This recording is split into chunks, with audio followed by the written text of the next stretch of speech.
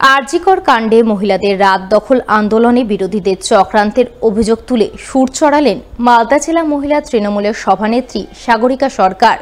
তিনি এই ইস্যুতে বিরোধীদের আক্রমণ করতে গিয়ে তাদের ঝাঁটা পেটা করার নিদান দিলেন দলের মহিলা কর্মীদের। তবে এখানেই ক্ষান্ত থাকেননি।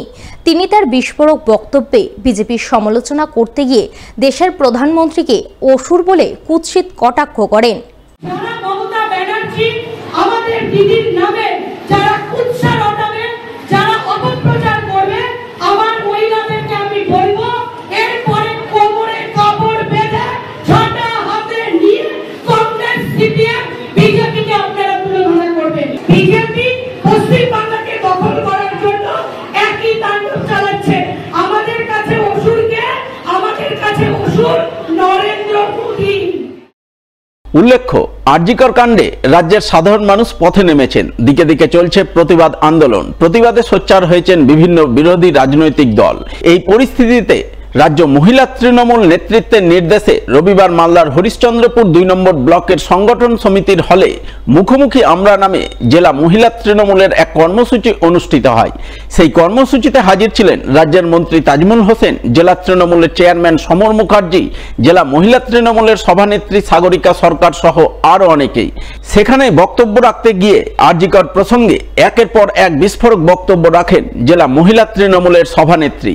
তিনি প্রথমে মহিলাদের রাত দখলের আন্দোলনকে বিরোধীদের চক্রান্ত বলে উল্লেখ করেন।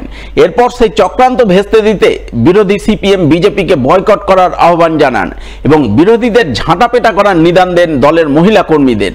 তবে এখানেই থেমে যাননি। এরপর তিনি তার বিস্ফোরক বক্তব্যে বিজেপির সমালোচনা করতে গিয়ে দেশের প্রধানমন্ত্রীকে অসুর বলে কটাক্ষ করেন। আরজিকরে যে ঘটনা ঘটেছে সেই ঘটনা কিন্তু খুবই নিন্দনীয় এবং খুবই মর্মান্তিক। তো সেই জায়গায় দাঁড়িয়ে সিপিএম এবং বিজেপি, রাম এবং বাম যেভাবে পথে নেমেছে, যেভাবে কিছু মহিলারা বিরোধীরা চক্রান্ত করে রাত্রিবেলা উই ওয়ান্ট জাস্টিস করে যে মেয়েদেরকে রাস্তায় নামিয়েছে, ভুল বুঝিয়ে মেয়েদেরকে নামিয়েছে, আমি আপনাদেরকে বলছি সিপিএম বিজেপিকে আপনারা বয়কট করবেন। আপনারা মায়েরা যারা আছেন, যারা মমতা ব্যানার্জি আমাদের দিদির নামে যারা কুৎসা রটাবে, যারা অপপ্রচার করবে, আমার মহিলাদেরকে আমি বলবো এরপরে কোমরে কাপড় বেঁধে ঝাঁটা হাতে নিয়ে কংগ্রেস সিপিএম বিজেপিকে আপনারা তুলনা করবেন। আমাদের দুর্গাপূজা চলে আসছে। আমাদের দুর্গাপূজা অসুররা কি করেছিল? অসুররা করেছিল স্বর্গরাজ্য দখল করার জন্য তারা তাণ্ডব চালিয়েছিল। ঠিক তেমনি আমাদের পশ্চিম বাংলাতে তাণ্ডব চালাচ্ছে কে? বিজেপি। তারা কি করতে চাইছে? ঠিক যেমন অসুররা স্বর্গরাজ্য দখল করার জন্য তাণ্ডব চালিয়েছিল, ঠিক একইভাবে বিজেপি পশ্চিম বাংলাকে দখল করার জন্য একই তাণ্ডব চালাচ্ছে। আমাদের কাছে অসুরকে, আমাদের কাছে অসুর নরেন্দ্র মোদী।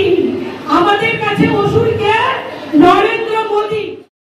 জেলা মহিলা তৃণমূল সভানেত্রীর এই বক্তব্যের কড়া সমালোচনা করেছেন বিরোধীরা। সিপিআইএম, কংগ্রেস এবং বিজেপি নেতৃত্ব একযোগে আক্রমণ শানিয়েছেন তৃণমূলের বিরুদ্ধে। শুনুন, তৃণমূলের যারা নেতা নেত্রী আছে তারা তো শিষ্টাচার, শালীনতা, মানে মূল্যবোধ এগুলো তো এরা বোঝে না। এরা শুধু মানুষকে কিভাবে বিভ্রান্ত করতে হয় সেটাই বোঝে। তো আমরা তো বেশি কিছু বলবো না। পশ্চিমবাংলার জনগণ জেগে উঠেছে, এবার জুতো পেটা করছে। কিছুদিন পর কি করবে এরাই নিজেরাই বুঝতে পারবে যে কদিন পর মানুষ কোথায় এদের ছুঁয়ে ফেলছে। আমাদের ভাবতে অবাক লাগছে যে তৃণমূল মানে হচ্ছে দোকান কাটা নির্লজ্জ একটা দল, যে দলের কোনো নিয়ম শৃঙ্খলার নীতি আদর্শ কিছু নেই। সেই দলের যদি গোড়া যদি খারাপ হয় তাহলে ফল নিশ্চয়ই খারাপ হবে। আগামী দিনে আপনারা দেখবেন যে পশ্চিমবঙ্গের মানুষ ওদেরকে দুহাত ভরে ঝাঁটা দিয়ে তাড়িয়ে বিদায় করবে। কাল তালাঠানা ওসি গেছে, এরপরে কালীঘাটের পিসি যাবে। এইসব দেখে তৃণমূলের নেতারা ভ্যাট বকা শুরু করেছে। ক্ষমতা থাকলে আন্দোলন প্রতিবাদ থামিয়ে দেখা, আমরা কিছু বলবো না, মানুষের জবাব বুঝিয়ে দিবে। মালদার সুজাপুর বিধানসভার গয়েশবাড়ি অঞ্চলে চোলামোড় এলাকায় নিকাশি নালার কাজের সূচনা হয়ে গেল সোমবার।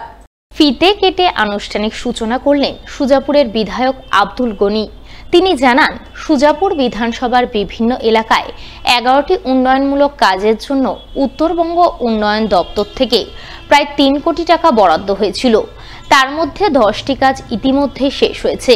বাকি ছিল বয়সবাড়ি চোলা মোড়ের নিকাশি নালা তৈরির কাজ। আজ 30 লক্ষ টাকা বরাদ্দে সেই কাজের সূচনা হলো। এর ফলে এলাকার সাধারণ মানুষ উপকৃত হবেন। আমাদের সুজাপুর কনস্টিটিউয়েন্সির জন্য উত্তরবঙ্গ ডেভেলপমেন্টের উইং থেকে 3 কোটি 1 লক্ষ টাকার কাজ অ্যাপ্রুভ হয়েছে। তার মধ্যে দেখা যাচ্ছে 11টা জায়গায় কাজ হবে, তার মধ্যে ইনক্লুডিং এটাকে নিয়ে 10টা কাজ অলরেডি হয়ে গেছে। আমাদের শুধু গয়েশবাড়ির কাজটা পেন্ডিং ছিল, কারণ কাজটা এখানে ডিসপুট ছিল হওয়ার ব্যাপারে। অলরেডি ওরা রিটার্ন করে দিয়েছিল এই প্রজেক্টটাকে। তারপরে আমরা চেষ্টা করে আজিজ অনেক বারবার আমার কথাতে সাপোর্ট দিয়ে ওদেরকে বুঝিয়ে আবার কাজটাকে এখান থেকে ব্যাক করে নিয়ে এসছে এবং আশা করছি আজকে কাজটা শুরু হবে। আরজিকর কাণ্ডের প্রতিবাদে মালদা মেডিকেল কলেজ হাসপাতালের জুনিয়র চিকিৎসকরা কর্মবিরতি চালিয়ে গেলেও হাসপাতালের চিকিৎসা পরিষেবায় কোনো ঘাটতি পড়েনি। নিরলস পরিশ্রম করে চিকিৎসা পরিষেবা স্বাভাবিক রেখেছেন হাসপাতালের সিনিয়র চিকিৎসক সহ অন্যান্য চিকিৎসকরা। এই প্রসঙ্গে হাসপাতালে চিকিৎসা নিতে আসা সাধারণ মানুষ থেকে শুরু করে হাসপাতালের চিকিৎসকরা কি বলছেন শুনুন তাদের মুখ থেকেই। আজকে 2 দিন হলো। হ্যাঁ, আজকে 2 দিন হলো। যেটা যার কর্তব্য ওটা করছে ঠিক, একবারে পরিষেবাটা দিচ্ছে। এখন আগে হয়তো দিছিল না, একটু করেছিল, কিন্তু এখন ভালোই দিচ্ছে। ডাক্তার দেখছে? হ্যাঁ, দেখছে।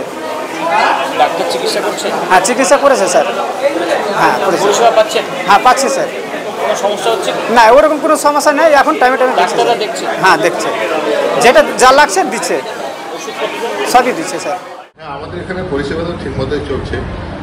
আমরা ঠিক মতো রুগীদের দেখছি, রুগীদের কোনো অসুবিধা না হয়। আমরা সর্বাত্মকভাবে আমরা যেমন প্রতিদিন রুগী দেখি, আমরা তেমনি আমরা রুগী দেখছি আর কি। হ্যাঁ, তাদের সমস্যার সকাল থেকে আমাদের 9টা থেকে আউটডোর শুরু করেছি। হ্যাঁ, আমরা যথাসাধ্য চেষ্টা করছি আমরা পরিষেবা ঠিক রাখতে। কারোর জন্য কোনো রোগীকে আমরা কিন্তু কখনো আমরা পরিষেবা না দিয়ে ছাড়বো না, এটাই আমাদের অঙ্গীকার।